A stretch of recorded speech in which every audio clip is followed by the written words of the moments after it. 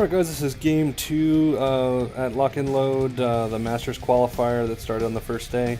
My opponent is running Issyria. He's got 2 Phoenixes and a Mana Core on her, and then he's got 2 Hydras that are Jack Marshalled, and he's got at least 2 of the Griffins in there as well, and then the rest of the solos you'd expect in the Forges of War theme.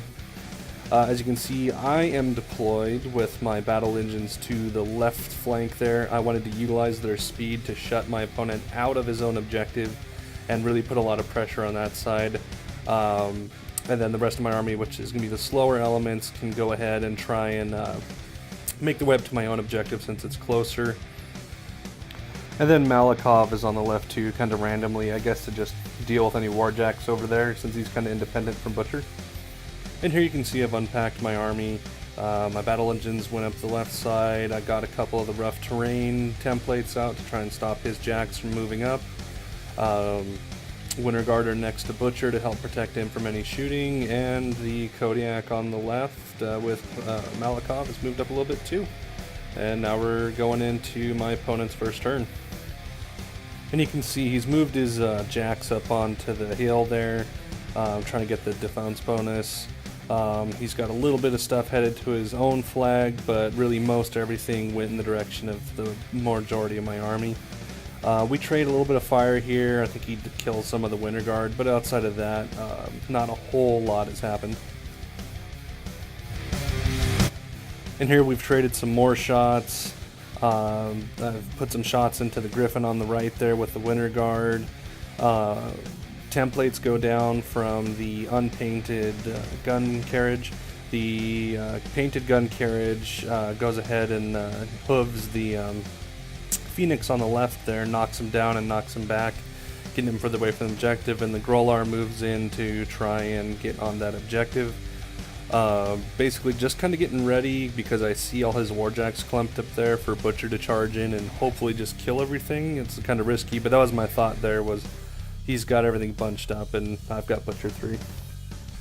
And that's exactly what I do. I get the Kodiak out of the way, make some room, and Butcher charges in, and he had 4 warjacks pulled in. This was after I killed, I believe it was the one of the Hydras, and then shortly after this Butcher kills the other 3, killing 4 heavy warjacks in 1 turn.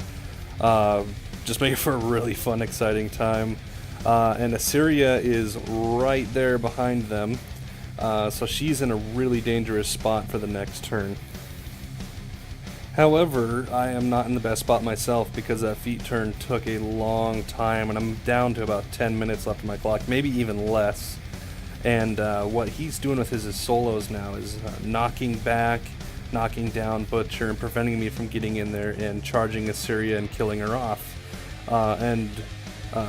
Me trying to deal with that and then also deal with the objectives means that I am running out of time very fast. In fact, at some points I'm just realized the only way I'm going to win now is by dealing with Issyria and just ignoring the objective, and I don't end up having time to do most of the activations of my army, and I'm just focusing on my battle group and Butcher trying to hunt down Issyria. And much to my opponent's credit, he is really giving Butcher a hard time. He's stopping me from casting spells, so I can't just pull Issyria in. His battle mittens dudes are knocking Butcher back, and so Butcher kind of gets stuck there where I can't chase Issyria down. So I have to send in the Kodiak. Kodiak's able to do some pretty good damage to her, but she keeps being able to run away and get away from the Kodiak, and so there's this cat and mouse game that goes on, basically in the direction of his tape measure there. And I didn't manage to get a picture of the last round just because I was so crunched on time, but what happened was Issyria is running away and she's getting chased down by the Kodiak. I have less than a minute left to go, and I finally catch her in melee and just boost everything, and I'm finally able to knock her out and win by assassination with 10 seconds left on my clock. It was one of the craziest games I've ever played, and probably one of the most fun I've ever played too. Props to my opponent though, he really did everything he could to keep Issyria alive, and he almost won on clock. It was a very close game, and overall just a really fun one to play. Thanks for watching, guys. I'll have some more battle reports coming up. I had a lot of games over at Lock and Load. If you enjoyed this video, please like, comment, and subscribe. I'll be sure to keep more content coming out as I get better at doing these things.